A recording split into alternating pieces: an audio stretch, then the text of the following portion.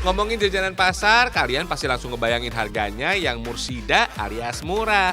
Apalagi jajanan pasar ini bisa dibilang gampang didapat. Tapi kalian butuh effort buat kelilingi gang-gang pasar atau pesan dengan jumlah yang gak sedikit. Siapa yang mau makan coba? Dulu jajanan pasar lebih banyak dijual di daerah pelabuhan Fems. Soalnya sejak zaman dulu pelabuhan jadi pusat perniagaan. Nah, dari situlah awal mula adanya akulturasi. Kemudian makanan juga ikutan berakulturasi tuh. Makin kesini, kuliner manis ini bisa disebut jajanan pasar karena kue ini lebih banyak dijual di pasar tradisional. Misalnya yang kece ini, Fems.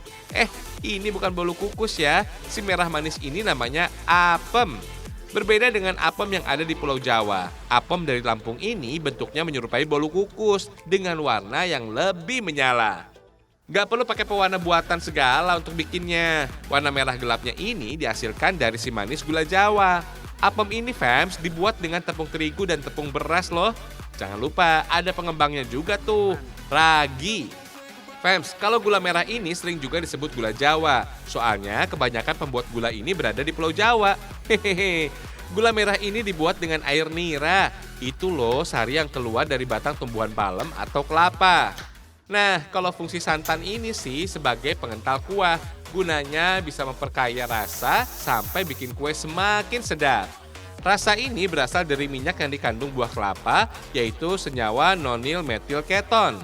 Meskipun mengandung minyak, santan ternyata bisa menyatu dengan air loh. Soalnya santan punya zat pengemulsi alami. Untuk bahan keringnya, ada tepung beras dan tepung terigu dengan protein tinggi.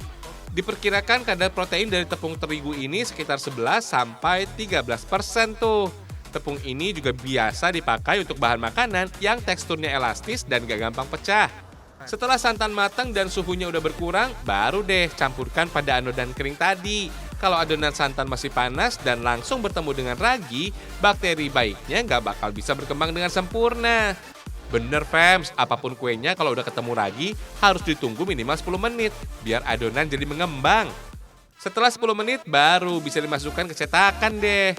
Tampilannya berbeda dengan apem yang ada di Pulau Jawa dan Madura yang mirip dengan serabi. Apem warga Lampung bisa dicetak bentuk apapun. Meskipun kelihatannya sepele, Fems, proses pengukusan harus ada triknya. Misalnya, panci kukusan sudah diisi air, harus sudah dipanaskan dulu. Soalnya, si kue membutuhkan uap air dalam jumlah yang cukup untuk mematangkannya. Kalau nggak panas dan adonan keburu dimasukin, kuenya jadi bantet, Fems. Tunggu sekitar 20 menit, langsung diangkat deh. Belum selesai. Ada taburan parutan kelapanya juga loh. Kelapa parut ini harus dimatangkan dulu. Wait, Fems, jangan lupa diberi taburan kelapa parut supaya rasanya lebih gurih. Selain itu, manfaat garam bisa membunuh bakteri tuh. Nah, pengukusan kelapa parut ini dipercaya bisa bikin kelapa parut lebih tahan lama. Rasanya juga lebih enak karena bebas dari bau tengik. Hehehe. Fems, apemnya warga Lampung ini bentuk dan warnanya lebih kece. Meskipun tampil lebih menarik, ternyata punya makna yang sama seperti apem pada umumnya. Camilan ini dipercaya berasal dari saduran bahasa Arab, yaitu afan, yang bermakna ampunan. Tujuannya sih biar masyarakat terdorong selalu memohon ampunan kepada Sang Pencipta. Dalam abis ya, Fems.